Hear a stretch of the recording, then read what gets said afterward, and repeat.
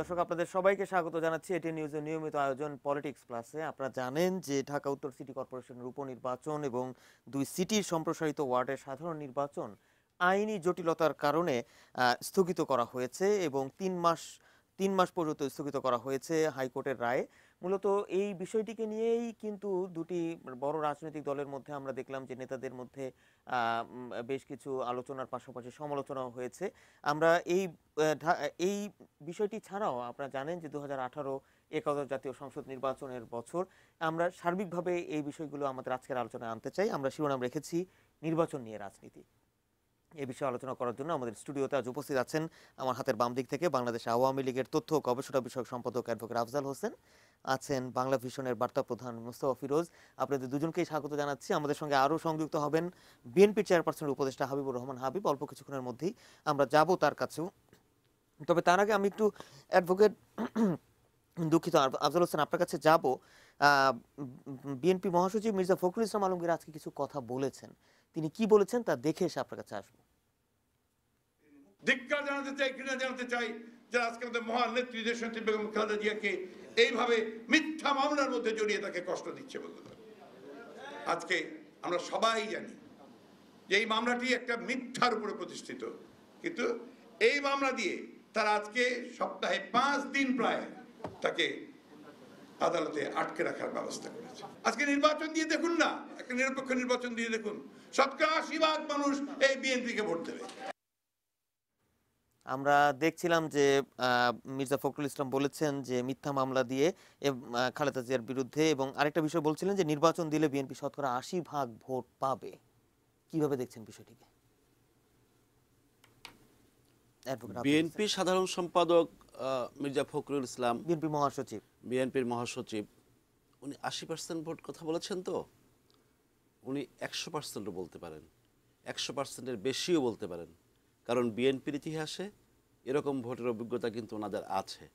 কারণ ২০০১ সালের নির্বাচনে আমার নিজের এলাকায় আমি দেখেছি, এবং আমার হাতে কাগজটি নাই, আপনাকে আমি পরবর্তী সময় প্রমাণ দেখাতে পারবো যে বেশ কিছু কেন্দ্রে শূন্য ভোট পড়েছিল, যেখানে আওয়ামী লীগ সকল নির্বাচনে 70% ভোট পেয়েছিল।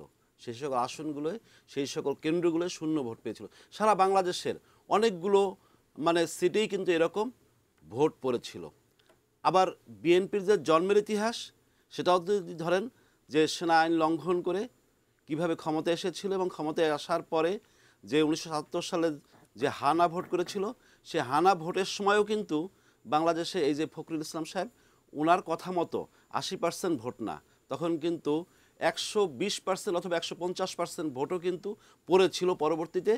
এবং এগুলো আমরা দেখেছি বিভিন্ন মিডিয়ায়, বিভিন্ন জায়গায়, সেই সময়গুলো পত্রপত্রিকা যদি ঘাঁটি সব কিছু জানতে পারি। সুতরাং এটা কোনো কথা না, এটা কোনো বিএনপির এই জেনারেল সেক্রেটারি অথবা মহাসচিব এক ধরনের, এটা হলো এই জ্যোতিষীর মতো বক্তব্য রাখা। ঢাকা উত্তর সিটি কর্পোরেশন নির্বাচনের স্থগিতের বিষয়ে আওয়ামী লীগের পরাজয়ের শুরু বলে মন্তব্য করেছেন বিএনপির স্থায়ী কমিটির সদস্য খন্দকার মোশাররফ হোসেন, যে ঢাকা উত্তর সিটি কর্পোরেশনের উপনির্বাচন হাইকোর্ট স্থগিতাদেশ দিয়েছে, এতে আওয়ামী লীগের পরাজয় শুরু।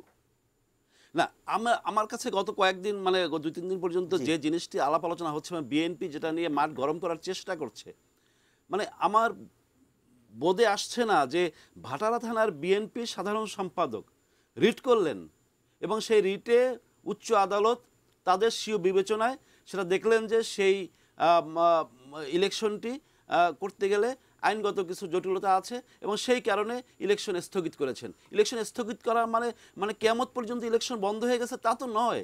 ইলেকশন তো আগামীকালকেও হতে পারে, ইলেকশন কয়েকদিন পরে হতে পারে, এটা মাত্র কয়েক মাসের জন্য, তাই না? মির্জা ফখরুল ইসলাম আলমগীর তো বলেছেন যে নির্বাচন স্থগিতের বিষয়ে সরকারের যোগসাজশ রয়েছে। তাহলে ভাটারা থানার বিএনপির সাথে কি আওয়ামী লীগের যোগসাজশ রয়েছে? তাহলে বিএনপির লোকরা কি এখন আওয়ামী লীগের সাথে তাদের অস্তিত্ব টিকিয়ে রাখার জন্য আওয়ামী লীগের সাথে যোগসাজশ করছে? সেটাই কি তিনি প্রমাণ করতে চেয়েছেন? আমি সেই বিশ্লেষণে যাচ্ছি না। আমি মনে করি এ ধরনের কথা, এটা আওয়ামী লীগ এইরকম নোংরা রাজনীতি কখনোই করে না। আওয়ামী লীগ বরাবর একটা নির্বাচনমুখী রাজনৈতিক দল, এবং আওয়ামী লীগের জন্মের ইতিহাস, আওয়ামী লীগ এই যে বাংলাদেশে 1949 সাল থেকে শুরু করে এই যে ৬৮ বছরের যে পথ চলা, গৌরবের পথ চলা, এই সময়ের মধ্যে আওয়ামী লীগ এদেশের ভোট ব্যবস্থাকে মানুষের দোরগোড়ায় নিয়ে যাওয়ার জন্য, ভোটকে মানুষের তাদের ভোটের রাজনীতি প্রতিষ্ঠিত করার জন্য জীবন দিয়েছে, রক্ত দিয়েছে, সমস্ত কিছু করেছে। এবং আপনারা খেয়াল করবেন যে আজকে যখন নির্বাচন কিছুদিন পরে এবং এই 1 বছরের মাথায় যখন নির্বাচনের ভোটের বছর সবাই আমরা বলি, এই সময় আমাদের মনোনিবেশ করা উচিত কোন জায়গাটায়? সেই জায়গাটা হলো যে নির্বাচনটা কিভাবে অবাধ, সুষ্ঠু, নিরপেক্ষ করা যায় এবং সাংবিধানিক যে ফ্রেমওয়ার্ক আছে তার মধ্যেই আমরা কিভাবে করতে পারি। এবং সেইখানে আমরা অনেক জিনিস আছে যে নির্বাচনে শুধু তো এই যে নির্বাচন কমিশনের 4-5 জন ব্যক্তি এরাই তো সুষ্ঠু নির্বাচন দেওয়ার গ্যারান্টি দিতে পারে না। এবং এখানে বিরোধী দল যারা আছে তাদের ভূমিকা রয়েছে, নির্বাচনে যে অংশগ্রহণ করবে যে সকল রাজনৈতিক দল তাদের ভূমিকা রয়েছে, এই যে ফখরুল ইসলাম সাহেবের যে দল বিএনপি তাদেরও ভূমিকা রয়েছে। নির্বাচন করতে আসলাম, সবসময় নির্বাচন কমিশনের বিরুদ্ধে একটা অহেতুক বক্তব্য দিচ্ছে, এই নির্বাচন কমিশনের আন্ডারে তারা ইলেকশন করছে, আবার নির্বাচন সম্পর্কে তারা বক্তব্য দিচ্ছে, অথবা নির্বাচনে অংশগ্রহণ করছে, সেই নির্বাচনে যখন পরাজয় হয় তাদের সন্নিকটে, তখন তারা হয়তো দেখা গেল দুপুরবেলা তারা নির্বাচন থেকে সরে আসছে। তারা একসময় নির্বাচনে যেতে দেখা গেল যে এই রংপুর নির্বাচনে জাতীয় পার্টি জিতেছে, আমরা কি সেই নির্বাচন সম্পর্কে কোনো খারাপ মন্তব্য করেছি? অথবা কুমিল্লায় জিতেছে, সেখানে কি আমরা কি সেই নির্বাচনকে অবৈধ বলেছি? আবার আমরা নারায়ণগঞ্জে জিতেছি। সুতরাং স্থানীয় সরকার নির্বাচন, এই নির্বাচনগুলোকে সুষ্ঠুভাবে সম্পাদন করা, সেটা হলো নির্বাচন কমিশনের কাজ। আমরা সরকারে আছি, বঙ্গবন্ধু কন্যা শেখ হাসিনা সরকার, সেই সরকারের পক্ষ থেকে আমাদের নির্বাচন কমিশনকে যতটুকু সহায়তা করা দরকার, নির্বাচন কমিশন আমাদের কাছে যা সহায়তা চায় আমরা সেটা দিতে প্রস্তুত আছি এবং সেটাই করছি। সুতরাং একটা স্থানীয় সরকার নির্বাচনকে কেন্দ্র করে এইভাবে মাঠ গরম করে 80% ভোটে নিশ্চয়তা দেওয়া, সেটা আমরা বিশ্বাস করি না। বিশ্বাস করি এই কারণে যে বঙ্গবন্ধু কন্যা শেখ হাসিনার যে এই সরকার উন্নয়নের ধারা এগিয়ে যাচ্ছে অতীতের যে কোনো সময়ের চেয়ে। কারো তো ঝুলিতে উন্নয়নের এই বর্তমান সরকারের যে সফলতা, এটা আমরা দেখি না কোনো সরকারের মধ্যে আছে। এই সরকার তো সেই সরকার যার সময় যে মানুষের ক্রয় ক্ষমতা বৃদ্ধি পেয়েছে, বিশ্ব অর্থনৈতিক উন্নয়নে বাংলাদেশ 5টি দেশের মধ্যে রয়েছে, দারিদ্র্যের হার বাংলাদেশে এখন 22% নিচে নেমে এসেছে। এই যে অবস্থা, এটা আপনার কাছে 5 কোটি মানুষ নিম্নবিত্ত থেকে মধ্যবিত্ত হয়েছে, এটা কোন সরকারের সময় হয়েছে? এটা কিন্তু শেখ হাসিনার সরকারের সময় হয়েছে। সুতরাং এই বঙ্গবন্ধু কন্যা শেখ হাসিনার সরকার আগামী দিনে রাষ্ট্র পরিচালনায় যাবে অথবা মানুষ তাদেরকে ভোট দিবে, সেই জায়গায় বিএনপি যে সুখ স্বপ্ন দেখছে, 2 দিন আগেও যে 231 মানুষকে তারা হত্যা করলো, এই হত্যা, খুন, রক্তাক্ত, এ যাদের হাতের মধ্যে রক্তের দাগ, তারা এখন কিভাবে 80% ভোটের স্বপ্ন দেখে? এটা দিবা স্বপ্ন ছাড়া আমরা কিছুই মনে করি না। আমাদের দলের সাধারণ সম্পাদক যথার্থই বলেছেন যে বিএনপির নেতারা একজনে প্রেস ক্লাবে বসে যে গরম কথা বলে, আর একজনে দেখা গেল যে রিপোর্টার্স ইউনিটি বলে তার চেয়ে আরেকটু গরম কথা বলে। আবারও আসবো আপনার কাছে, আমি একটু মোস্তফা ফিরোজ আপনার কাছে আসতে চাই। এই যে ঢাকা উত্তর সিটি কর্পোরেশন নির্বাচন, আমরা দেখলাম যে আওয়ামী লীগ এবং বিএনপির দুটি দল থেকেই কিন্তু মনোনয়ন দেয়া হয়েছিল, 2 জন প্রার্থীও বাছাই হয়েছিল, নির্বাচন কমিশন থেকে তফসিলও ঘোষণা করা হয়েছিল। এই যে হাইকোর্টের যে রায় আমরা দেখলাম, যে নির্বাচন 3 মাসের জন্য স্থগিত করা হয়েছে এবং আওয়ামী লীগ এবং বিএনপির পক্ষ থেকে পাল্টাপাল্টি যে বক্তব্য এসেছে, এবং ইতিমধ্যে নির্বাচন কমিশন থেকেও কিন্তু বলা হয়েছে যে এই নির্বাচন স্থগিত হওয়ার পেছনে নির্বাচন কমিশনেরও কোনো গাফিলতি ছিল না বলে দাবি করেছেন ইসির ভারপ্রাপ্ত সচিব হেলাল উদ্দিন আহমেদ। কিভাবে দেখছেন বিষয়টিকে? দেখেন, আইনি বিষয়ে তো আমি যাব না, তবে আমি একটা রাজনীতির একদম খুবই ক্ষুদ্র একজন মানুষ হিসাবে বা রাজনীতি সচেতন মানুষ হিসাবে আমি যেটি পর্যবেক্ষণ করি সেটি হচ্ছে যে এই ঢাকা উত্তরের নির্বাচনটা হবে, এটা আমার কাছে একটা খুবই বিস্ময়কর ব্যাপার ছিল। বিস্ময়কর ব্যাপার ছিল, কারণ আমার কোনো হিসাব নিকাশে মেলে না যে রংপুরের মতন সিটি কর্পোরেশন নির্বাচন হবার পর জাতীয় নির্বাচনের আগে আর কোন স্থানীয় সরকারের নির্বাচন দিয়ে সরকার একটা বিপদ ডেকে আনবে তা নিজের ঘাড়ে। কেন রংপুরের সিট তো সেটা জাতীয় পার্টিরই বলে, জাতীয় পার্টি হলেও এটা একটা মাঝামাঝি অবস্থা ছিল, একটা সুষ্ঠু নির্বাচন দেওয়ার কথা ছিল। যে সুষ্ঠু নির্বাচনে জাতীয় পার্টি আসলে আওয়ামী লীগের জন্য তেমন ক্ষতি না, কিন্তু বিএনপি আসলে কিন্তু গভর্নমেন্ট ভালো মতনই জানতো যে এই নির্বাচনে বিএনপি অবস্থান তৃতীয়, বেশ পেছনে। সুতরাং এখানে কোনোভাবে বিএনপি আসবে না, আসলে জাতীয় পার্টি আসবে, সেটা মন্দের ভালো। আওয়ামী লীগ আসলে ভালো, আর না আসলেও ক্ষতি নেই। এই নির্বাচনের মধ্য দিয়ে সরকার প্রমাণ করতে চায়, আমার যেটা হিসেবে বলে যে এটাকে ধরেই গভর্নমেন্ট দেখাবে যে এই নির্বাচন কমিশনের অধীনেই অবাধ, নিরপেক্ষ, সুষ্ঠু নির্বাচন হয়। সুতরাং জাতীয় নির্বাচনও যাতে বিএনপি এই নির্বাচন কমিশনকে নিয়ে কোনো বিতর্ক না তোলে, সুতরাং মধ্যবর্তী আপনার ঢাকা উত্তরের নির্বাচন বলেন বা বরিশাল বা রংপুর ও অন্যান্য জায়গার বা মাফ করবেন বা অন্যান্য জায়গার এই ঝুঁকিটা নেওয়া সরকারের জন্য বিপজ্জনক। যেমন ধরেন এই নির্বাচনে যদি নির্বাচন যদি হতো, তাহলে বিএনপি প্রার্থী যদি জিততো, বিএনপি তো দেখেন রংপুরের মতন সুষ্ঠু নির্বাচন শুরু হতে না হতেই রুহুল কবির রিজভী কি বললেন, তিনি বললেন যে এই নির্বাচনে তার পোলিং এজেন্টদেরকে বের করে দেওয়া হচ্ছে। কিন্তু আমরা কি দেখলাম, কোনো জায়গায় কোনো পোলিং এজেন্ট বের করে দেওয়া হয়নি এবং সুন্দর শান্তিপূর্ণভাবে হচ্ছে। যদিও দলের মহাসচিব স্বীকার করেছেন যেটা ভালো নির্বাচন হয়েছে, সবার মেনে নেওয়া উচিত। কিন্তু দেখেন মানে মানে দলের এটা কি, আপনার লক্ষ্যটা কি, যে যে কোনোভাবে হোক না কেন বিতর্কিত করা। সুতরাং এখানে যদি বিএনপি প্রার্থী পরাজিত হতো তাহলে বলা হতো যেটা কারচুপি করা হয়েছে, আর যদি বিএনপি প্রার্থী জিততো তাহলে বলতো যে সরকারের পতন পতন এর মধ্য দিয়েই প্রমাণ হলো যে সারা দেশে সরকারের পতন ঘটেছে। এবং মোরালি একটা জাতীয় নির্বাচনের আগে আওয়ামী লীগের নেতা কর্মীরা একটা মানসিকভাবে ধাক্কা খেত। সুতরাং আমার রাজনৈতিক হিসাবে বলে যে জাতীয় নির্বাচন যেখানে একেবারেই নির্বাচন কমিশন থেকে বলা হচ্ছে যে অক্টোবর থেকে শুরু হচ্ছে, যেখানে মনে করেন ৭-৮ মাস বা ৯ মাস আছে, সেখানে তার আগে এইরকম একটা রিস্ক নেওয়া এবং এটা ভালো করে ঢাকা উত্তর সিটি এবং এটা সরকার ভালোভাবেই জানে যে গত নির্বাচন তার 2টা সিটি কর্পোরেশন নির্বাচনে তার প্রার্থীদেরকে বের করে আনতে তার কি পরিমাণ তার ঘাম ঝরেছে। সুতরাং এটা সরকার কোনোভাবেই নিশ্চিত না যে এই নির্বাচনে সুষ্ঠু অবাধ নির্বাচন হবে, সেই নির্বাচনে আওয়ামী লীগের প্রার্থী জিতে আসবে, বিজয়ী হয়ে আসবে, সেরকম। কিন্তু এটাও তো একটা বিষয় যে রংপুর সিটি কর্পোরেশন নির্বাচনের দিকে যদি আমরা দেখি যে সেখানেও তো আওয়ামী লীগের প্রার্থী 1 লাখ ভোটেরও বেশি ব্যবধানে হেরেছে জাতীয় পার্টির প্রার্থীর চেয়ে। তাহলে না, আপনি জাতীয় পার্টির প্রার্থী তো এটা তো মহাজোটের একটা অংশ, এটা তো বিএনপির অংশ না। আজকে জাতীয় পার্টি যদি বিএনপির মহাজোটের যদি কোনো একটা অংশ হতো তাহলে একটা বলা যেত যে একটা শোচনীয় পরাজয় গেছে। এখানে জাতীয় পার্টির অবস্থানটা তো সরকারে, তারা সংসদে আছে, সরকারে আছে, সব জায়গায় তো সরকারের একটা অংশ। সুতরাং এখানে একটা মাঝামাঝি অবস্থা।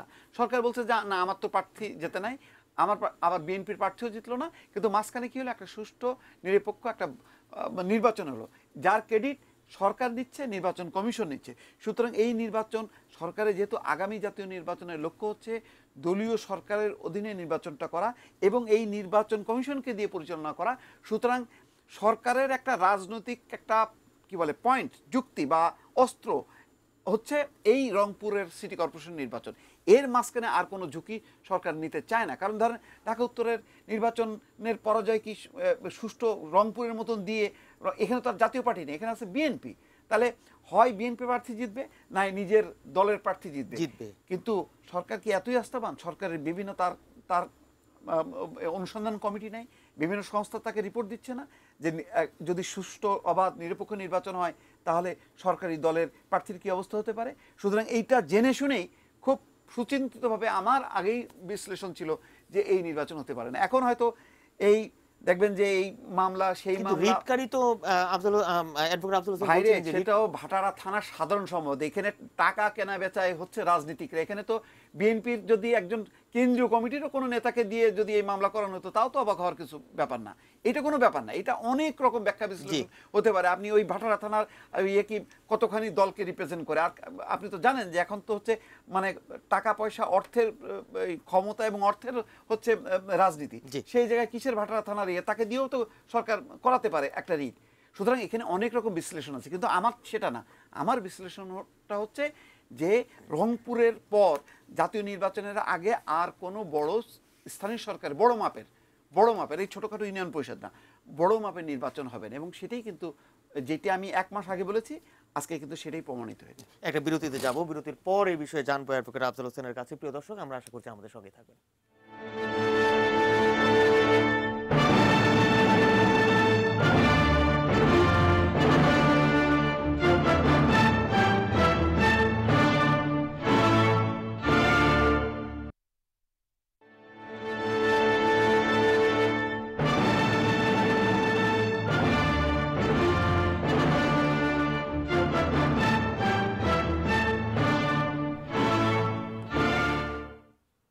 বিরতির পর আবারও স্বাগত জানাচ্ছি আজকের পলিটিক্স প্লাসে। আজকে আমাদের বিষয় হচ্ছে নির্বাচন নিয়ে রাজনীতি। আমরা বিরতির আগে শুনছিলাম মোস্তফা ফিরোজের কথা। এবার আমরা আবার একটু যেতে চাই অ্যাডভোকেট আফজাল হোসেন আপনার কাছে। মোস্তফা ফিরোজ বলছিলেন যে এই যে ঢাকা উত্তর সিটি কর্পোরেশন নির্বাচন যে হবে, এটি তার কাছে একটি বিস্ময়কর বিষয় এবং টাকা পয়সার বিষয় বলছিলেন যে ভাটারা থানার যে যিনি রিটটি করেছিলেন সেটিও তো আসলে যে কাউকে দিয়ে আসলে করানো যেত এবং যায়। এবং তিনি আরো বলছিলেন যে বিশেষ করে রংপুর সিটি কর্পোরেশন নির্বাচনের পরে একটি বড় নির্বাচন হবে বা সরকার দিবে কিনা তাও কিন্তু একটি সন্দেহের বিষয়ে তিনি আছেন। কিভাবে দেখছেন বিষয়গুলোকে? দেখুন, নির্বাচনের সময় যখন হবে এবং নির্বাচনের মেয়াদ যখন শেষ হবে, যে কোনো নির্বাচন, স্থানীয় সরকার নির্বাচন, জাতীয় নির্বাচন, এবং এটি করার ব্যাপারে নির্বাচন কমিশন তারা কাজ করে যাচ্ছে এবং সরকারের পক্ষ থেকে তো এ ব্যাপারে যে কোনো নির্বাচন করার জন্য আমরা সবসময় প্রস্তুত। এবং আমরা শুধু এই ঢাকা উত্তর সিটি কর্পোরেশন নির্বাচন না, এরপরে আরও নির্বাচন আছে। এই নির্বাচনের আমাদের বরিশালের নির্বাচন আছে, খুলনা নির্বাচন আছে, অনেকগুলো নির্বাচন আছে এবং এই সব নির্বাচনগুলোই হবে। এবং আগামী জাতীয় নির্বাচনকে সামনে রেখে কোনো নির্বাচনই কিন্তু থমকে থাকবে না, তাই না? আমরা কিন্তু সব নির্বাচনই করব, এটা একটা ভ্রান্ত ধারণা। এবং আমি মনে করি যে আজকে অনলাইন পত্রিকাগুলো আমি দেখেছিলাম যে ভাটারা থানার যে বিএনপি সাধারণ সম্পাদক, তার কিছু বক্তব্য কিন্তু সেখানে আছে এবং সে স্পষ্টত বলেছে যে এটা হলো সিটি কর্পোরেশনের বাইরে যে সকল চেয়ারম্যানরা আছে তাদের মধ্যে এক ধরনের একটা ঐক্য হয়েছে এবং তারা ওই এলাকায় নিজেদের আঞ্চলিক স্বার্থে তারা কিছু আইনের আশ্রয় নিয়েছে। এখানে কিন্তু রাজনীতির সাথে তাদের কিন্তু ওই সংস্রবটা নাই এবং আমরাও সেটা মনে করি একদম। কিন্তু সেখানে বিএনপি একটা কিন্তু খুঁজছে এখানে এবং তার সাথে ইকো করছেন। আমি সাংবাদিক ফিরোজ ভাই, আমার ভাবতে অবাক লাগলো, তার সাথে মানে যার সাথে কোনো রাজনীতির সংস্রব নাই, যে মানে সেখানে সংখ্যা প্রকাশ না মানে যেখানে এই যে ভাটারা থানার বিএনপির সেক্রেটারি বলেছে যে আমি বিএনপির কারোর সাথে জিজ্ঞেস করে অথবা কারোর সাথে আলাপ করে এই আইনগত প্রক্রিয়ায় আমি এগোইনি। সুতরাং সে কি মিথ্যা বলেছে? আমি মনে করি সে সত্যিই বলেছে। আর যেটা হলো যে অর্থের লেনদেন, এগুলো আরও এক ধরনের মানে যে কথাবার্তা, এটা আমি মনে করি যে এর সাথে আওয়ামী লীগ কখনই অর্থের লেনদেন করে রাজনীতি করে না। এবং এই রাজনীতি বাংলাদেশে যেটা চালু হয়েছে এটা তো আমরা সকলেই জানি যে জিয়াউর রহমান, তার কথা কে না জানে, জিয়াউর রহমান সেই রাজনীতি কী বলেছিলেন যে মানে রাজনীতিবিদদের জন্য রাজনীতি ডিফিকাল্ট করার জন্য যা যা করা দরকার জিয়াউর রহমান তাই করেছেন। এবং আমরা দেখেছি জিয়াউর রহমান নিজে বলেছেন মানি ইজ নো প্রবলেম, এবং কিভাবে ক্ষমতার উপরে থেকে গোয়েন্দা সংস্থাকে ব্যবহার করে ক্ষমতার উচ্ছিষ্ট বিলিয়ে এই দলগুলো গঠন করা হয়েছিল। এবং প্রথম একটা দলের একটা কর্মসূচি দিয়ে একটি দল গঠন করা হয়, জাগো দল অথবা যে কোনো প্রক্রিয়া একটা দল করে, সেই দল থেকে পরে একটা বিএনপি নামক দলের সৃষ্টি হয় এবং কিভাবে গোয়েন্দা সংস্থা সেই দলগুলো তৈরি করে। এটা তো বাংলাদেশে আমাদের তো বয়স হয়েছে, আমাদের চোখের সামনে যে দলগুলো তৈরি হয়েছে আমরা দেখেছি। সুতরাং কেনা বেচার রাজনীতি, এগুলোর সাথে আওয়ামী লীগের মতো দল, বঙ্গবন্ধুর আদর্শের সংগঠন, এই দল মাটি মানুষ থেকে গড়ে ওঠা একটা সংগঠন, এই সংগঠন এই রাজনীতির সাথে কখনো ছিল না, ভবিষ্যতে থাকবে না। আরেকটি জিনিস হলো যে এই যে অর্থের রাজনীতি, হ্যাঁ অর্থের রাজনীতির কেনা বেচা এখনো হয়। আপনাকে একটা ছোট্ট উদাহরণ দেই যে এই যে বিএনপি যে 1991 সালের যে নির্বাচন হয়েছিল, সেই নির্বাচনে আইএসআই প্রধান জেনারেল আসাদ দুররানি পাকিস্তানের সুপ্রিম কোর্টের প্রধান বিচারপতি ইফতেখার মোহাম্মদ চৌধুরীর আদালতে এক মামলায় সাক্ষ্য দিতে গিয়ে বলেছিলেন আইএসআই বাংলাদেশের নির্বাচনে বিএনপিকে বিজয়ী করতে 1991 সালে 50 কোটি টাকা দিয়েছিল এবং 2001 সালে এই অর্থের পরিমাণ আরও বেশি বলে তিনি জানিয়েছিলেন। এটা আদালতে বলেছেন, যে এই কথা তো অস্বীকার করার কোনো উপায় নাই। আমাদের সঙ্গে আছেন বিএনপি চেয়ারপারসনের উপদেষ্টা হাবিবুর রহমান হাবিব। আপনার কাছে এই বিষয়ে জানবো, তবে তার আগে আওয়ামী লীগের সাধারণ সম্পাদক ওবায়দুল কাদের তিনি বেশ কিছু কথা বলেছেন, তা জেনে এসে তারপর আপনার কাছে একটু আসবো। বিএনপি এখন এদের নেতাদের মধ্যে একটা প্রতিযোগিতা আছে, কে কত বেশি সরকার বিরোধী বক্তব্য রাখতে পারে এবং কে কত বেশি সরকার বিরোধী মিথ্যাচার করে হাইকমান্ডের কৃপাভাজন হতে পারে। আদালতের রায় নিয়েও তারা তাদের মধ্যে প্রতিযোগিতা। জি, হাবিবুর রহমান হাবিব, কি বলবেন? হ্যাঁ, আপনাকে ধন্যবাদ। আপনার মাধ্যমে এটিএন নিউজের দেশে এবং বিদেশের দর্শক শ্রোতাদেরকে আমার সশ্রদ্ধ সালাম। আমি পুরাটা শুনতে পারি নাই ফিরোজ ভাইয়ের কথা, তো ফিরোজ ভাইয়ের কিছু কথার সাথে আমি একমত। আমার কথা হলো যে এই ঢাকা সিটি কর্পোরেশন নির্বাচনের আজকে প্রসঙ্গটি তো এটি আমি যখন প্রথম শিডিউল ঘোষণা করেছিল, নির্বাচন তফসিল যখন ঘোষণা করেছিল, সেদিন আমার একটা শো ছিল। আমি ওই দিন ব্যাখ্যা দিয়ে বলেছিলাম যে কী কারণে সিটি কর্পোরেশন নির্বাচন আওয়ামী লীগ অনুষ্ঠিত করতে দিবে না বা সিটি কর্পোরেশন নির্বাচন আপাতত হবে না। হাবিবুর রহমান হাবিব, অ্যাডভোকেট আব্দুল হোসেন তো বলছিলেন, দুঃখিত, যে এই যে ভাটারা থানার যে বিএনপি সাধারণ সম্পাদক তিনি তো ওই রিটটি করেছেন। হ্যাঁ, এই তো এই জায়গায় আসেন। আমাদের সবাই জানে, বাংলাদেশের সব মানুষ জানে যে ফেনী পুরা জেলা ওটা বিএনপির কথা বলে। ওখানে ঘাস মাটি থেকে শুরু করে পাখিটাকে বিএনপির সুরে। তো সেই ফেনী জেলাতে একটি উপজেলা, পৌরসভা, ইউনিয়ন কাউন্সিল চেয়ারম্যান কি বিএনপির আছে? নাই। কেন নাই? সে সময় জায়গাগুলি বিএনপির লোকদেরকে নির্বাচনে আসতেই দেওয়া হয়নি। আর আজকে ভাটারা থানা শুধু কথা বলা হচ্ছে, আরেকটা থানার কথা বলা হচ্ছে না কেন? আরেকজন আছে না আওয়ামী লীগের? মোট কথা হলো, যদি বিএনপি নির্বাচনে না যেত তাহলে এই রিট কেউ করতো না। যদি করতো সেটা খারিজ হতো। বহু ইউনিয়ন কাউন্সিল নির্বাচন, পৌরসভা নির্বাচনের এর উদাহরণ আছে আমার সামনে, বলতে পারি যে সেখানে সীমানা নির্ধারণ এবং ভোটার লিস্টের ত্রুটি থাকার কারণে বহু জায়গায় রিট করা হয়েছে। যখন সরকার মনে করেছে যে রিটে এইভাবে আদালতে ফয়সালা হওয়ার দরকার, তখন ফয়সালা করেছে পক্ষে, না হলে খারিজ করে দিয়েছে। এখানে খারিজ করে দিত। মোট কথা, এই যে ফিরোজ ভাইয়ের সাথে আমি একমত, আগামী জাতীয় সংসদ নির্বাচনের পূর্বে ঢাকা সিটি কর্পোরেশন নির্বাচন আওয়ামী লীগ কোনোভাবেই করবে না। কারণ যে কোনো মূল্যেই হোক না কেন আওয়ামী লীগ এই সিটটি নিতে যাবে। কিন্তু এই ঢাকা সিটি কর্পোরেশন নির্বাচনকে বিগত নির্বাচনে যেহেতু তাদেরকে ভোট দিতে দেওয়া হয় নাই, আগের দিনই ভোট ভরে রাখা হয়েছিল বাক্সে এবং পরের দিন সমস্ত এলাকা দখল করা হয়েছিল, যে পরিপ্রেক্ষিতে মানুষ আগামীতে যখনই ভোট হবে তখনই তারা সিটি কর্পোরেশন নির্বাচনে বিএনপির প্রার্থীকে ভোট দেবে, অর্থাৎ তাবিল দেওয়া জয়লাভ করবে। এই রিস্কটা আওয়ামী লীগ নেবে না। কারণ এখানে আওয়ামী লীগের প্রার্থীকে জিততে হলে অনেক ধরনের ভোট ডাকাতি করতে হবে, ভোট ডাকাতি করতে হবে, মিডিয়াকে করতে হবে, যে কারণে আগামী 3 মাস পরে আবার দেখবেন যে কোনো একটা সাথে আবার 6 মাস। হাবিবুর রহমান হাবিব, আওয়ামী লীগের সাধারণ সম্পাদক ওবায়দুল কাদের বলেছেন যে ঢাকা উত্তর সিটি কর্পোরেশন উপনির্বাচন স্থগিত হওয়ায় আওয়ামী লীগই বেশি হতাশ। আওয়ামী লীগ হতাশ হয়নি, আওয়ামী লীগ জানে এটা ছেলে খেলা, আতুতু খেলা, কুতকুত খেলা, বুঝছেন না? এটা আওয়ামী লীগ জানে, জেনে শুনে বুঝে এটা করেছে। এবং এখানে যদি বিএনপির প্রার্থী না থাকতো তো ওই ভাটারা থানার বিএনপির সেক্রেটারির ক্ষমতাও ছিল না সেখানে গিয়ে রিট করে। ওবায়দুল কাদের আরো বলেছেন যে আওয়ামী লীগের প্রার্থীর ইমেজ ক্লিন এবং তিনি জননন্দিত ব্যক্তি, আর বিএনপির প্রার্থী প্যারাডাইস পেপার কেলেঙ্কারিতে অভিযুক্ত। বিএনপির প্যারাডাইস পেপার কেলেঙ্কারিতে বলেছেন তিনি না, কোন কেটে অভিযুক্ত সেটা তো ভোটাররাই বুঝতে ভালো করে। বিএনপির প্রার্থীকে তো চেনে। বিএনপির প্রার্থী এমনই প্রার্থী যে ফুটবল ফেডারেশনে যে নির্বাচন হলো সবাই তো প্যানেল করে ভোট করে জিতলো। তাবি দাওয়াল তো বিনা স্বতন্ত্র প্রার্থীও জিতে জয়লাভ করে দেখিয়ে দিয়েছে না?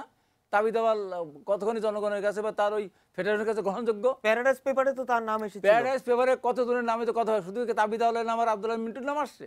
এবং প্যারাডাইস পেপারের আগে তাদের ব্যবসা, আব্দুল্লাহ মিন্টুর ব্যবসা বাংলাদেশ আজকে থেকে করে না, উনি বিদেশ ছিলেন তখন থেকে উনি সেখানে ব্যবসা করতেন। জি, আবারও আসবো আপনার কাছে। প্রিয় দর্শক, আমরা আছি নির্বাচন নিয়ে, রাজনীতি নিয়ে। একটা ছোট্ট বিরতি পর আবারও ফিরছি, সঙ্গে থাকবেন।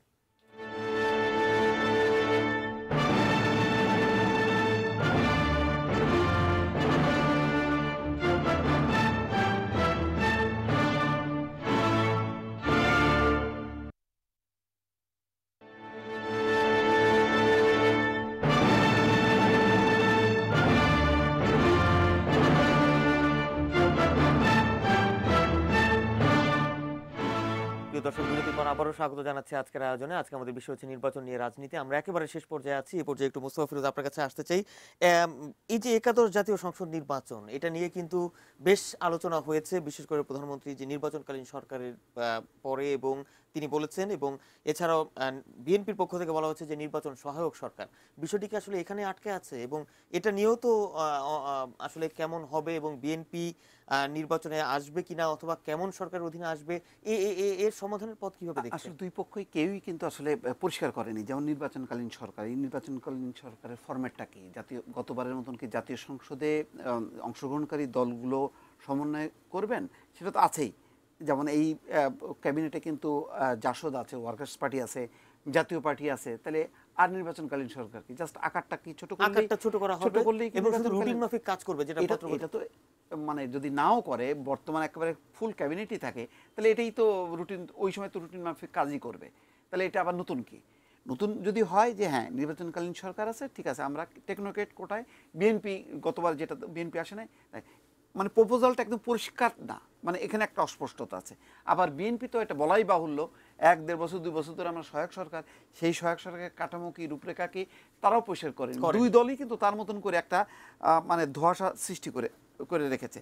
আমি সর্বশেষ একটা বিষয়ে দৃষ্টি আকর্ষণ করতে চাই, যেহেতু ব্রেকের আগে আপনি প্রার্থীদের কথা বলেছেন। দেখেন, দুটি রাজনৈতিক দলের রাজনৈতিক দেউলিয়াপনা কোন জায়গায় ঠেকেছে, যে তারা তাদের দলের নিজস্ব দীর্ঘদিন রাজনীতি করেন ত্যাগী কোনো নেতা ঢাকা শহরে খুঁজে পাননি, যার জন্য এই যে তাবিতাওয়াল যেটা বলছেন, পানামা পেপারস, আর ওইদিকে আতিকুল ইসলাম ব্যবসায়ী নেতা, উনি তো মূলত ব্যবসায়ী নেতা। তাহলে দল কি এমন অবস্থা? কই বিএনপির কি এই যে হাবিবুর রহমান হাবিব বড় ছাত্র নেতা ছিলেন, আমাদের চোখের সামনে দেখা, আসাদুজ্জামান রিপন, তারাও তো চেয়েছিলেন, তাদেরকে কি দিতে পারেন না? আবার দেখেন আওয়ামী লীগে বাহাদুর ব্যাপারী আছে, শফি আহমেদ আছে, আখতারুজ্জামান আছে, মাহমুদুর রহমান মান্না আছে, কত ছাত্র নেতা আছে, আরও অন্যান্য নেতা তো আছে, আমি সবার নাম করতে পারছি না। অর্থাৎ দেখেন, অথচ এই দুটি দলেরই অতীতে মেয়র হানিফ ছিল, মেয়র হানিফ আওয়ামী লীগের ত্যাগী পরীক্ষিত নেতা, আর কে ছিল? সাদেক হোসেন খোকা, বিএনপির ত্যাগী পরীক্ষিত নেতা। আজকে সেই জায়গা থেকে আমরা শিফট করে কিন্তু আমরা ব্যবসায়ীদের দিকে যাচ্ছি। অর্থাৎ আমরা এই যে বলি না, রাজনীতিতে ব্যবসায়ীদের অংশগ্রহণ বাড়ছে, রাজনীতি পিছিয়ে যাচ্ছে, তাহলে তো সেই ধারায় দুটি রাজনৈতিক দলই কিন্তু দেখেন একেবারে এই জায়গায় তাদের পরিমাণ মিল আছে, যে দুটি দল মিলেই তারা ব্যবসায়ীদেরকে আরো প্রমোট করছে, রাজনীতিকরা পিছিয়ে যাচ্ছে। অ্যাডভোকেট আফজাল হোসেন, নির্বাচনে, স্থানীয় সরকার নির্বাচনে সমর্থকরাও অনেক সময় প্রার্থী হয়, এটা স্বাভাবিক, কারণ দলটা হলো আসল, দলের মধ্যে নিবেদিত প্রাণ কর্মীরাই দলটাকে পরিচালনা করে। এবং নির্বাচন ব্যবসায়ী তো মানুষ ব্যবসা করতেই পারে, সেটা আলাদা জিনিস। তবে রাজনীতিবিদদের আরো বেশি মাত্রায়, যদি আমি একজন রাজনৈতিক কর্মী হিসেবে রাজনীতিবিদ যদি ইলেকশন করে, সেটা আমি খুশি। নির্বাচনকালীন সরকার তবে আমি পরিষ্কার নয় বলে বলছিলেন মোস্তফা ফিরোজ। না, নির্বাচনকালীন সরকার অত্যন্ত পরিষ্কার এবং স্বচ্ছ, যে এটা মাননীয় প্রধানমন্ত্রী বঙ্গবন্ধু কন্যা শরৎ শেখ হাসিনা এই কয়েকদিন আগে জাতির উদ্দেশ্যে ভাষণ দিয়েছেন। এর আগে তিনি সাংবাদিকদের সামনে কথা বলেছেন যে নির্বাচনকালীন সরকার গঠিত হবে এবং সাংবিধানিক পন্থায় যেভাবে নির্বাচন হয় সেই পন্থায় নির্বাচন হবে, এবং নির্বাচন অবাধ, সুষ্ঠু, নিরপেক্ষ হবে, এবং সেই নির্বাচনে নির্বাচন কমিশন অতীতের যে কোনো সময়ের চেয়ে শক্তিশালী, এবং তাদের জনবল, অর্থবল সমস্ত কাঠামো দিয়ে ইকুইপ করা হয়েছে। সুতরাং এই নির্বাচন কমিশনের আন্ডারেই নির্বাচন হবে। কি বর্তমানে সংসদের প্রতিনিধিত্বকারী রাজনৈতিক দলের সদস্য থেকে প্রতিনিধি থাকবেন? আপনি দেখেন, নির্বাচন তো আরো সামনে আছে, এবং আপনি খেয়াল করেন যে বঙ্গবন্ধু কন্যা দেশরত্ন শেখ হাসিনা তার উদারতা, একটি সুষ্ঠু নির্বাচন করার জন্য অতীতে তার কর্মকাণ্ড আপনারা দেখেছেন, যে টেলিফোনে কথা বলেছেন, কি ধরনের গালিগালাজ খেয়েছেন, তারপরে কিন্তু কথা বলেছেন। সন্তানের মৃত্যু হয়েছে, বেগম খালেদা জিয়ার, তার বাড়িতে ছুটে গিয়েছেন, দরজা বন্ধ হয়েছে, এবং এত কিছু কিন্তু করতে চেয়েছেন, অথবা তার সেই সরকারের মধ্যে গুরুত্বপূর্ণ মন্ত্রণালয় দিতে চেয়েছিলেন, কিন্তু সেটা সমস্ত কিছু না করে বিএনপি ভিন্ন পন্থায় ক্ষমতা আসার জন্য হত্যা, সন্ত্রাসের পথ বেছে নিয়েছে। সুতরাং আমরা মনে করি শান্তিপূর্ণ অবস্থা, দেশ এগিয়ে যাচ্ছে, নির্বাচন হবে এবং সেই নির্বাচনে সকলে অংশগ্রহণ করবে। আর বিএনপি কিন্তু এখনো মানুষের সামনে সেটা, মানে ফিরোজ ভাই সেটা বললেন, তারা কিন্তু এখনো বলতে পারে না যে তত্ত্বাবধায়ক সরকার হবে না সহায়ক সরকার হবে বা নির্দলীয় সরকার হবে, কোনো কিছু হবে। আমি যেটা সবশেষে যেটা বলতে চাই, যে বিএনপি ভোটের আগেই নির্বাচনে জেতার একটা গ্যারান্টি চায়। বাংলাদেশে সেই নির্বাচনে জেতার মতো গ্যারান্টি কিন্তু এখন বাংলাদেশে সেই অবস্থা নাই। নির্বাচন করেই জনগণের ভোটে বিজয়ী হতে হবে। হাবিবুর রহমান হাবিব,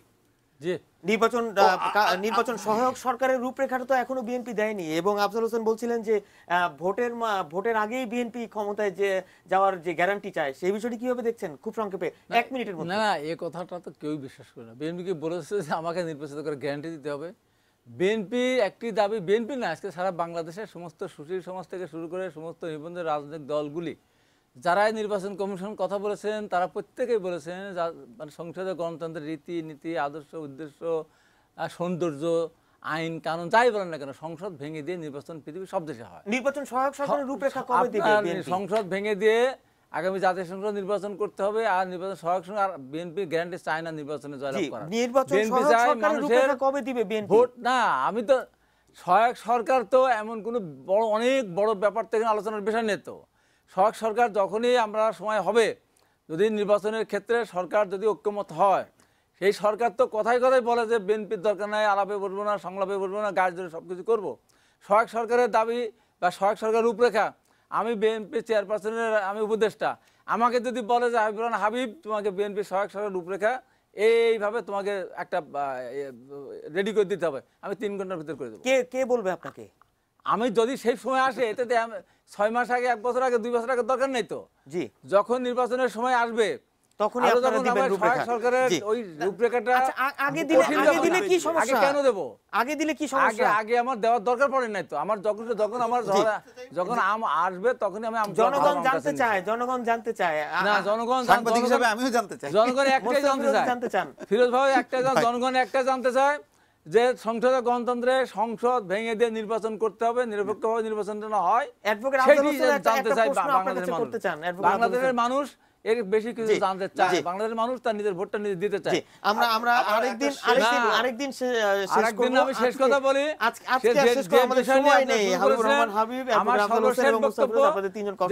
সরকার হোক, এই ছিল আমাদের আজকের আয়োজন। আপনারা সবাই ভালো থাকবেন, এটি নিউজের সঙ্গেই থাকবেন।